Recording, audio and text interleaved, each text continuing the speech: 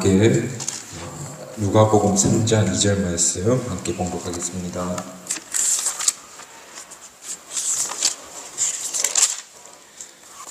이밤 주신 하나님 말씀은 누가복음 3장 2절입니다.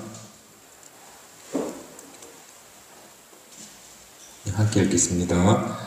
안나스와 가야바가 대제사장으로 있을 때에 하나님의 말씀이 빈들에서 사가랴의 아들 요한에게 임한지라. 아멘. 참 귀한 말씀 우리 함께 읽었습니다. 오늘은 내면 세계의 질서와 영적 성장이라는 고든 맥도날드 목사님 책 2번째 시간 되겠습니다. 지난주 기억하시는지 모르겠는데요. 고든 맥도날드 목사님이 점점 지혜의 샘이 말랐고 영적인 능력이 고갈되었고 그리스도인으로서 흘러나와야 되는 그런 영적인 것이 흘러나오지 못하는 내면이 빈곤에 처해 있다. 그런데 역설적이게도 목회는 성공적이었다. 겉으로는 성공적인 목회자였는데 내면은 텅 비어 있다는 것을 발견하였다. 그래서 우리 내면은 어떤지 살펴보자. 내면의 질서가 잡혀야만 영적 성장이 가능한 그 이야기를 하고 있는데요. 오늘은 2번째 시간이 되는데요. 나는 어떤 사람인가? 라고 하는 제목으로 오늘 말씀을 전했으면 좋겠습니다. 여튼 이 책에 이렇게 이야기하는데 사람을 쫓겨다니는 사람과 부름받은 사람 이렇게 구별을 하고 있는데요. 말하자면 내면 세계의 질서가 잡혀있지 않는 사람은 쫓겨다니는 사람이고 반대로 내면 세계가 딱 질서 잡힌 사람은 부름받은 사람이다. 그렇게 사람을 나누는 거예요.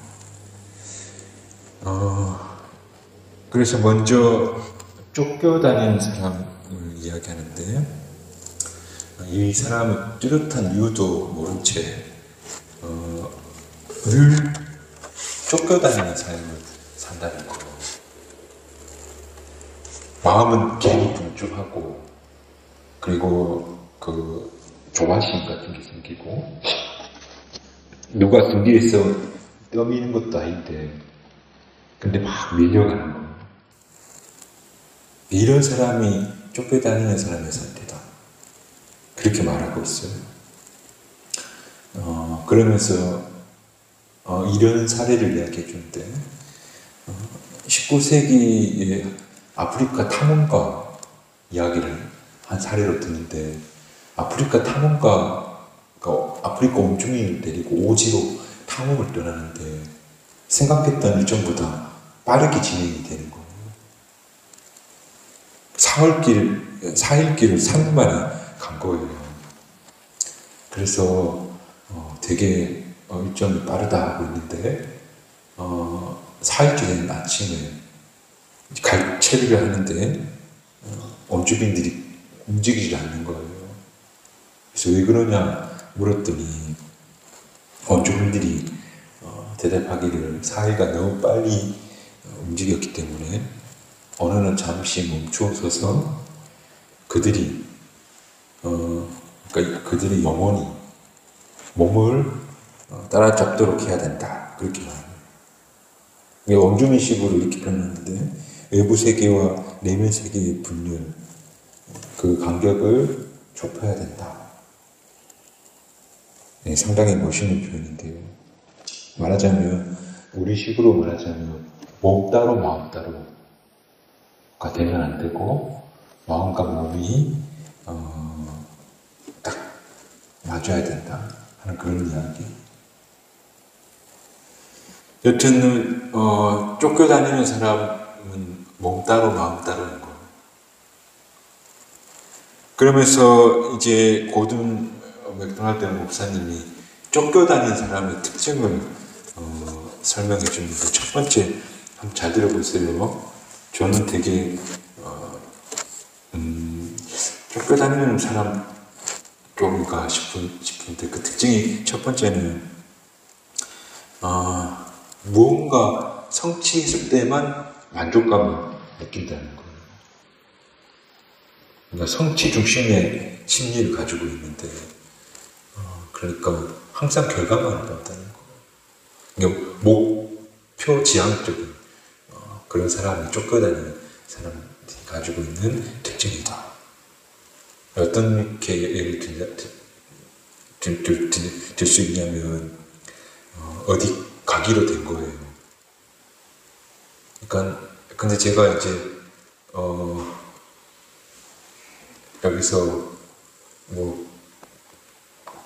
경주 시내를 무슨 볼일이 있어서 아닌가? 좀 더 멀리 목적지를 정했다 치자면 거기 가면서 벚꽃도 피고 아름다운 꽃도 있고 예쁜 그 강도 있을 거 아니겠어요.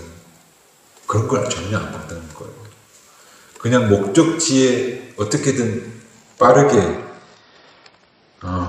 도착하는 거에만 관심이 있는 거예요. 쫓겨다니는 사람. 그 밖에 아름다운 풍경을 못 보는 사람이라는 거. 그게 바로 쫓겨다니는 사람의 특징이다. 그게 내면의 질서가 없는 사람의 특징이라는 거죠. 또 쫓겨다니는 사람의 특징은 항상 팽창과 확대에만 관심이 있대요. 고든 맥도날드 목사님이 상당히 솔직하게 이야기를 해주고 계시는데 이런 이야기를 해주세요. 미국의 목회자들을 평가할 때 이제 목회자들이 이렇게 비전을 묻는다는 거예요. 어떤 비전이 있습니까? 이렇게 묻는데 그 비전에 대한 대답이 대부분 교회의 성장에 대한 비전인 거예요. 2025년도까지는 30명, 2030년까지는 100명, 2050년 때는 10,000명 이런 식으로 어떤 비전이 있습니까? 라고 물으면 늘 팽창, 늘 확대, 늘 외적 성장에만 관심을 가진다는 거. 이게 쫓겨다니는 사람들의 특징이에요. 어쩜 저도 그럴 수도 있을 것 같아요. 그러다 보니 쫓겨다니는 사람들은 또 어떤 특징을 가지고 있냐면 그러다 보니까 인격적인 성숙에는 별 관심이 없는 거. 또 사람과 사람 간의 진실한 관계 또 형성하는데 별 관심이 없고 늘 목표 지향적인 거. 그래서 아주 유능하고 정말 큰 역사를 이룰 것 같은 사람으로 보이는데 내면은 아주 어린아이와 같은 그런 사람들이 많다는 거. 실제로 정말 그런 사람이 많은 것 같아요. 우리나라 정치인들 보면 정말 그런 것 같아요. 그리고 막 선동하는 목사들은 그런 것 같고. 예를 하나 드는데 부하 직원들을 어렵게 하는 상사가 있대요. 근데 성과는 잘 내는 일을 꽤 잘하는 상사예요. 그런데 그 사람의 인격과 그의 사람과의 관계성은 형편없는 거예요. 왜 쫓겨다니는 사람 특징이 그런 거잖아요. 성과를 내는 일에 타고난 재능이 있고 그 목표 평창 성취 이런 것만 추구하다 보니까 사람들에게 막 상처만 주는 거. 쫓겨다니는 특징인 거. 또 쫓겨다니는 사람들은 경쟁심이 강하고 분노를 품고 살아요. 그러니까 이제 되게 성공하고 부유한 사람들이 갑질이라는 걸 막 하는 거. 제 이야기가 아니고 맥도날드 목사님 이야기. 교회 안에도 그런 인물들이 참 많대요. 또 그런 이들이 또 사회에서든 교회에서든 주도적인 입장에 있는 경우가 많아서 그래서 늘 사회든 교회든 시끄러운 일들이 벌어진다는 거. 늘 쫓겨다니는 거. 목표, 성취, 팽창, 그리고 성과. 그래서 이런 사람들을 가르쳐 불행한 사람이라고 다라드 목사님은 이야기하면서 이렇게 그들을 표현하는데 황금쇠장에 갇힌 사람들이다. 황금쇠장에 갇힌 사람들. 황금은 부유한 거잖아요. 또 상당히 높은 성취, 황금인 거. 그 쇠장 안에 갇혀있는 사람들이다. 그렇게 말하는 거예요. 이게 바로 내면 세계의 질서가 없는 쫓겨다니는 사람들의 모습이다. 그러면서 성경에 쫓겨다니는 사람의 대표적인 사람을 한 분 소개해 주는데 사울이에요. 이스라엘의 첫 왕 사울. 부유한 집안 출신의 매력적인 외모를 가지고 건강한 체격을 가진 그런 젊은 사울. 왕이 되고 성공을 이루었지만 자기 내면 세계, 심령 세계를 관리하거나 다듬지 않은 외적인 성공만 추구한 사람이 된 거예요.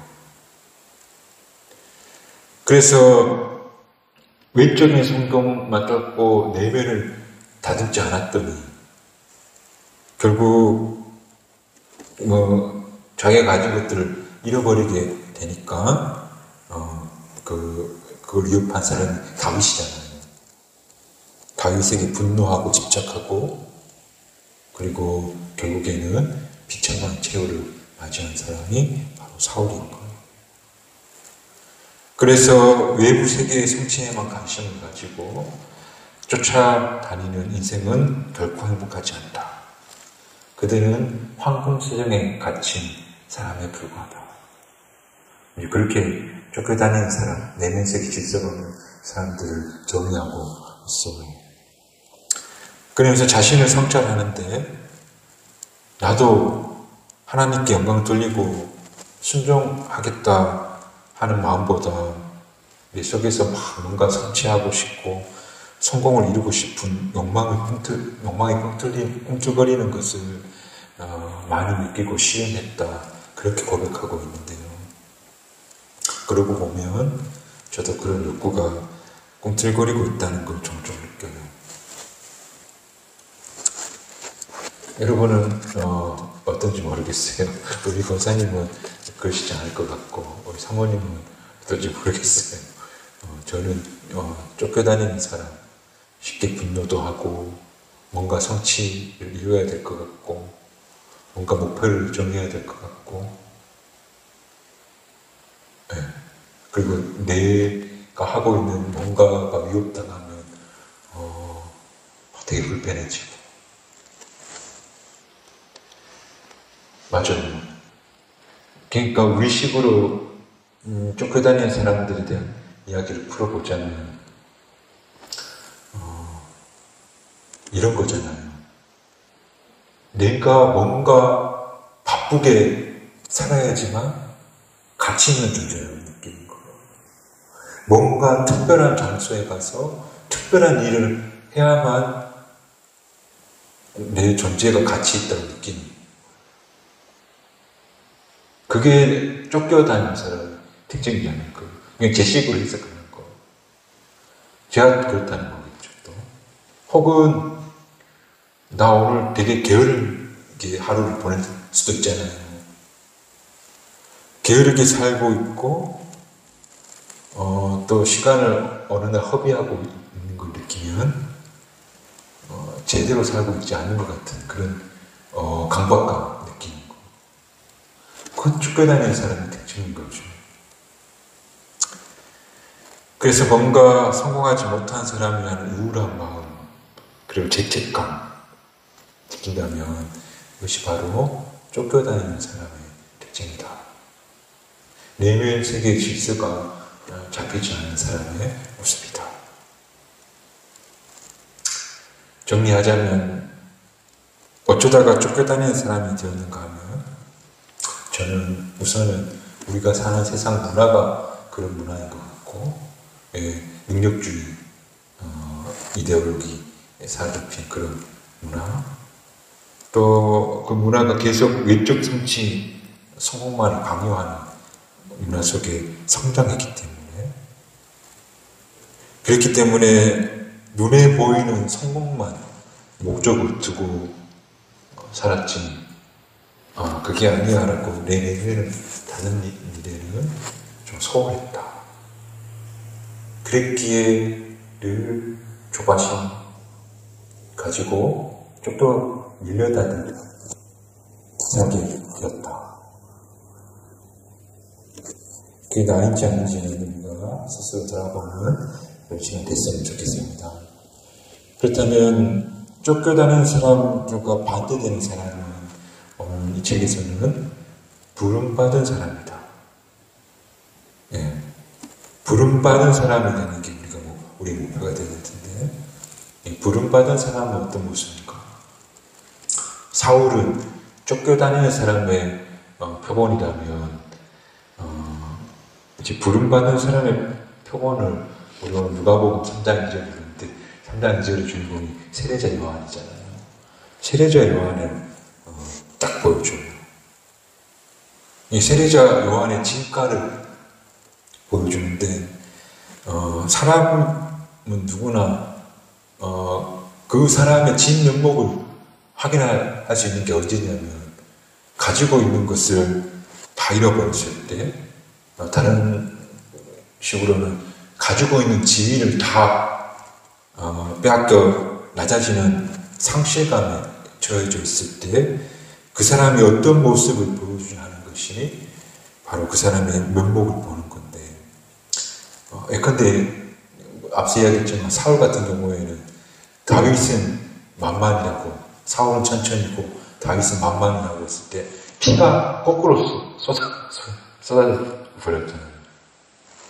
그래서 그걸 견디지 못하고 다윗을 죽이려고 했던 경우라면 세례자 요한은 어떤 경우였냐면 사람들이 원래 요한에게 몰려들었는데 그런 사람들이 이제 예수님께 막 몰려드는 거예요. 그때 제 아들이 요한에게 그 상황을 이야기해 주잖아요. 근데 그때 세례 요한이 담담하게 그걸 받아들이고 그걸 받아들인 것을 넘어서서 기다리고 있었다는 듯이 이렇게 말해요. 그는 행하여야겠고 나는 생하여야겠다. 사울과 정반대 모습을 보여주는 거예요. 그런 사람조차 못 봤어요. 목사님들 제가 여러 경우를 봤는데 그런 분 한 번도 못 봤어요. 부름받은 사람은 어떤 사람인가 하는 걸 보여주는데 그래서 첫 번째로 하나님께서 명하신 내 삶의 소임을 다한다. 그게 크든 작든 반짝이든 아니면 아무 빛이 안 나든 관계없이 하나님께서 맡기신 일 그거 내가 감당하는 것이 내 인생의 목적이다 하는 사명감을 갖고 있는 사람들 정말 멋있는 사람이죠. 그런 사람이 바로 내면세계 질서로 잡힌 부름받은 사람이다. 그 첫 번째 소임을 다한다고. 두 번째는 이런 사람들은 착각하지 않는다. 이렇게 말해요. 성공하고 사람들에게 인정도 받고 칭찬을 받으면 우쭐대기 마련인데 근데 그 칭찬받는 모습이 나라고 생각하지 않는다는 거. 착각 안 한다는 거. 그 사람들이 열광하는 그 사람의 모습이 내가 아니다라고 생각한다는 거. 또 반대로 세상적 기준을 가지고 자기를 비하시켜서 초라해지거나 보잘것없다고 자기를 비하하지도 않는 그냥 있는 그대로 자기 자신을 바라보는 거예요. 있는 그대로 나를 아는 사람이 바로 부름받은 사람이죠. 저 이 말 되게 공감해요. 저도 큰 교회에서 인정도 받고 박수도 받고 했어요. 근데 그게 지금 돌아보니까 내가 아닌 거예요. 그게 내 모습이 아닌 거예요. 그거 어느 순간에 싹 빠지는 날도 있더라고요. 근데 그래서 반대로 저한테 손가락질하고 비하하는 사람들을 만나게 됐어요. 근데 그 사람들이 말하는 내가 아니야. 아닌 거죠. 아닐 거예요, 분명히. 최덕준 목사는 이런 사람이라고 말하는데, 그가 말하는 최덕준이 그게 내가 아닐 수도 있는 거예요. 그러니까 착각하지 않는다는 거. 내면의 질서가 잡힌 사람들이 가지고 있는 그런 특징인 거예요. 또 부름받은 사람들은 자기 소임을 다 한 후에 사라질 줄 아는 사람이다. 그래요. 시대자 요한이 뭐라고 하냐면 나는 그 신랑의 들러리다. 신랑이 왔기 때문에 나는 사라지는 게 맞다. 그래요. 자기 역할을 다하고 사라져 줄 줄 아는 사람. 그가 바로 세례 요한이었고 그가 바로 부름받은 사람이었다.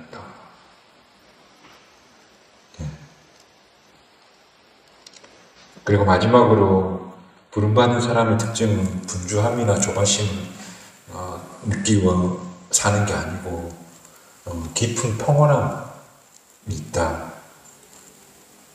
이게 쫓겨다니는 사람들과 정반대의 모습인 거죠.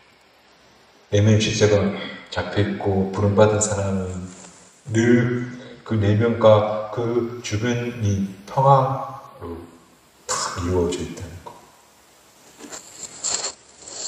그러므로 내면의 질서가 잡힌 부름받은 사람은 내 삶의 소임을 다한다. 그리고 나 자신을 높이거나 비하하는 일이 없다.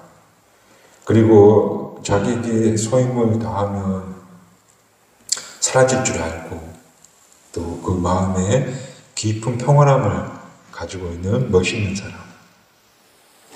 이런 사람이 부름받은 사람이다라고 정의할 수 있다는 것. 오늘 저와 여러분이 이런 사람 되어 갔으면 참 좋겠어요. 그렇다면 이런 부름받은 사람이 되는 가장 큰 특징이 뭐냐? 어떻게 했길래 부름받은 사람, 내면세계 시대적인 사람이 될 수 있을까? 그게 이 책이 우리에게 이제 계속 이야기해 주려고 하는 그런 주된 내용인데, 오늘 우리가 읽은 3장 2절은 이렇게 말하고 있어요. 하나님의 말씀이 광야에 있는 사가랴의 아들 요한에게 내렸다. 광야에 있을 때 하나님의 말씀이 그에게 내렸다. 아주 기가 막힌 말씀이죠. 세례자 요한이 아무도 없는 메마른 고독한 광야에 머물러 있을 때 하나님 말씀이 그에게 임했다는 거. 광야는 모든 욕구와 욕망을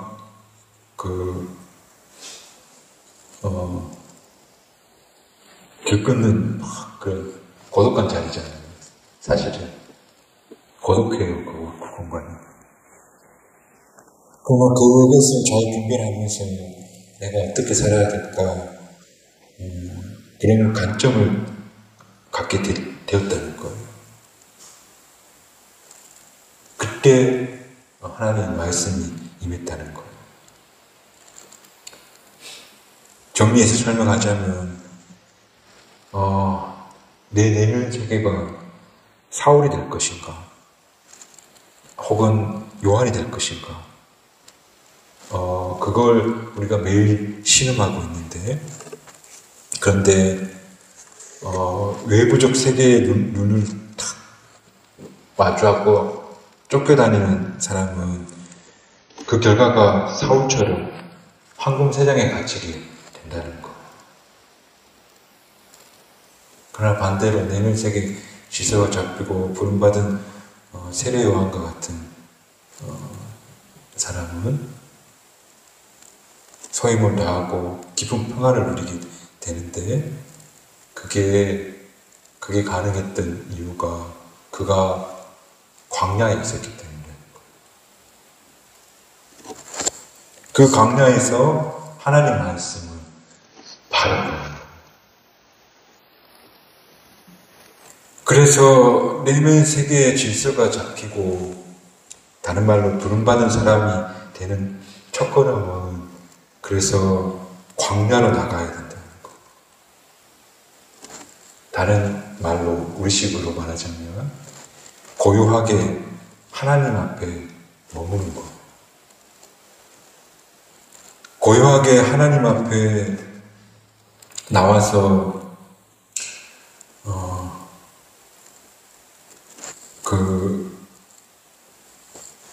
그 음성 듣기를 막 실험하고,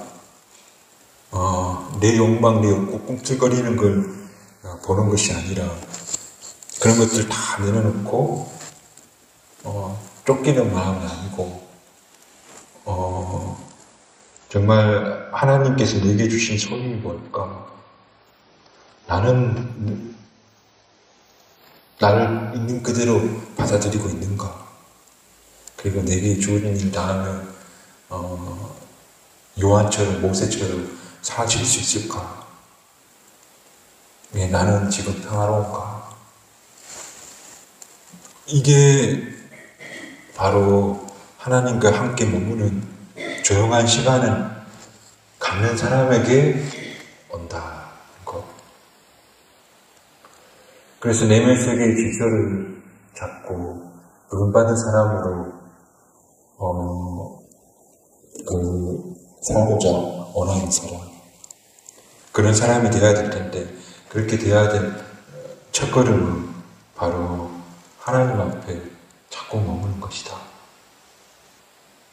그것이 예배당이 될 수도 있겠고, 홀로앉은 차만이 될 수도 있겠고, 또 주방이 될 수도 있겠고, 그것은 어딘지 모르지만 바로 조용히 그분 앞에 머무는 시간이 있어야만, 그래야만 하나님 말씀입니다. 그러므로 내 속에 하나님 계신다. 그리고 내게 맡겨진 내 인생의 소용이 무엇인지 찾아가면서, 그러면서 그 가는 길에 나를 높이거나 비하하지 않고, 그리고 맡겨진 일 다음은 사라지고, 그리고 그 안에서 고요와 평안을 누리는 그런 부름받은 사람이 될 수 있기를 주님의 이름으로 축복합니다. 기도하겠습니다.